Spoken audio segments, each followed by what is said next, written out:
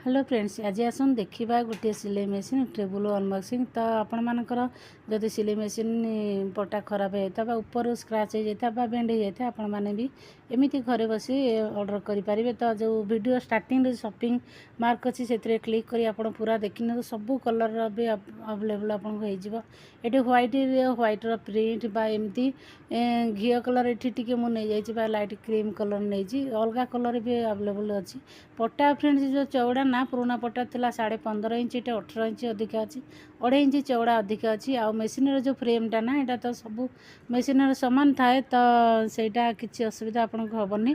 ता सहित आपण मैंने ये मोटर भी जमी धर करेन्टर मोटर भी लगे फिट करेंगे। ये सामने गोटे देखो गोटे स्टिकर दे देती जोटा कि मेजरमेंट स्टिकर ये चाहिए आप रखिपारे ना रिमूव भी करेंगे। बैक साइड भी यहीपरी अच्छी स्ट्रंग देखते जो मोटा यार 1.5 इंच अच्छी। तो यहीपरी भावे फ्रेंड्स आपण मैंने नहीं कि पुराना मेसीन को पूरा नुआ चर्चा करूँ। आमती चैनल बहुत ब्लाउज सूट ये सब कटिंग स्टिचिंग अच्छी ता सहित आउ बहुत किसी जानवर अच्छी। आपण मैंने चैनल को सब्सक्राइब करूँ। आमती नुआ सब अपडेट देखापी से रही। Bye bye.